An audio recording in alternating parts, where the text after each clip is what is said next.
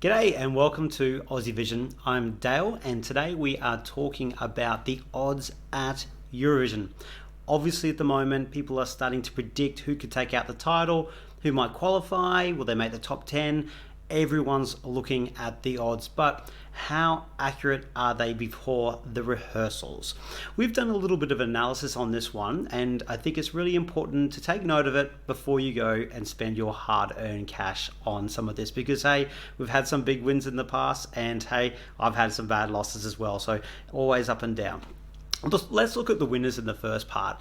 In the last 5 contests, only 2 winners have actually won from being favourite at this time in the betting odds in terms of March and April before rehearsals. So that was Toy, who was a runaway favourite and actually dropped a little bit during the week of Eurovision, but won, and Arcade for Duncan Lawrence as well. So they were heavy favourites from the start and they went on to win the title. And they have been in recent years, of course. Måneskin last year was not there as a favourite. It was around that kind of 5th, 6th mark at this point in time. It was very much about Jemakas from Malta. Even Tous les Univers was favourite at different points in March. So, hey, we saw what happened with Destiny. Still a good result, but wasn't anywhere near from winning. And Måneskin was kind of forgotten until we actually got to rehearsal week and the week of Eurovision itself. So, there's one from just last year alone. Then, of course, we all remember 2017, Occidentalis Karma from Italy, huge favourite going in and ultimately lost out. So Portugal, in the end, you are the only one in 2016 as well. You could go back through a few there, not alone 2014. Grandamore was favourite at a point in 2015. So favourites don't often win, actually. And so what does that mean for Ukraine? Who knows? Because they're odds on in the favourites at the moment to take out the contest. We'll have to wait and see on that one. All right, what about top 10 though? Because that, helps out a little bit here. So, but 60% of those in the top 10 of the odds last year didn't actually make the top 10. And they were people like Bulgaria, Sweden, San Marino, and Norway who missed out. Ukraine, who had a great result last year, was 18th in the odds at this time. So they were a big miss by bookies. So you can certainly maybe make some money there about predicting who might make a surprise top 10 entry there. Then if we look at 2019, it was a bit better. 70% of those in the top 10 of the odds did make the top 10 there. The ones missing out were Cyprus, Malta, and Greece. So none of the big ones. The top 5 was certainly amongst it. So it was probably a better betting year for those top lot, but there was still value there, and certainly some people who still missed out. 70% is not that terrific. It was even worse in 2018, 40%. So the majority of them didn't get through, and that included a non-qualifier. So we had Belgium in the top 10 of odds. They didn't even get through their semi-final. Other ones in there, Australia, unfortunately, Bulgaria, Netherlands, Norway, and Spain were all in the 10, didn't make it to the top 10.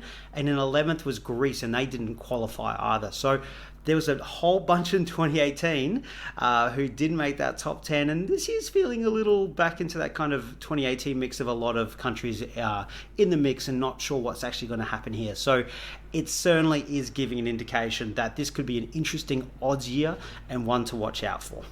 But also, there could be a lot of value in who's going to make the semi-final. The odds aren't as big there, but often there's a lot who won't get through. Last year was probably one where it was a little bit more obvious. 85% of those who were expected to qualify did get through. Only Austria, Romania, and probably the big one, Croatia, didn't get through. But for the vast majority, the odds were pretty good. That's a pretty good record for the odds at 85%. Year before, not the year before, 2019, it was 75%. We had Belgium, Hungary, Portugal, Armenia, Lithuania not get through, and they were in the odds to qualify. Someone who wasn't in the odds to qualify was San Marino, and they obviously famously got through. So you can see you can get value there. And I actually think this is where some of the best value betting is. Often you can see these countries, you're like, that's going to get through, and it's paying $3 to $4. That's not bad, and you can get some value there. 2018, again, the kind of weird year, 65% of the expected qualifiers got through, but that's getting down towards half the field not being expected. So that's really surprising. People like Belgium, Greece, Azerbaijan, Armenia didn't get through. And the big one here, Cyprus. Cyprus weren't even in the odds to qualify for the semi-final. Kept coming around sort of that early stage of April in 2018. They were something like 17th or 18th or 19th or 20th in the odds to win, and they almost did, flying home at the end there to come in second place for Cyprus. So some really big misses there. Also, Russia, Latvia, and Poland didn't get through, and they're expected, and Moldova was not expected to get through, and they made the top 10. So there is so much value, but often you do have to wait for the staging to come out to have a look. So that rehearsal week is really important. So sometimes it's, unless you're really confident of a song in a live performance and maybe a jury score, you've just got to be a little bit careful not to go big too soon, but also you might find some value in those ones to make the top 10, in those ones to win the contest or a little bit outside. But I tell you what, you're going to have probably as many losses as you're going to have wins. So the main thing is, yes, the odds can indicate you're going to do pretty well. Hey, if you're up there in the odds, you normally are going to make the top 10, especially if you're like the winner or second. But overall, they get a lot of things wrong. So you've got to be very careful before you start spreading your hard-earned cash away or expecting results because of the odds. Anyway, well, good luck to your entry, and good luck if you do take a punt, but make sure you do gamble responsibly and don't go crazy there. So thanks very much. Catch you later.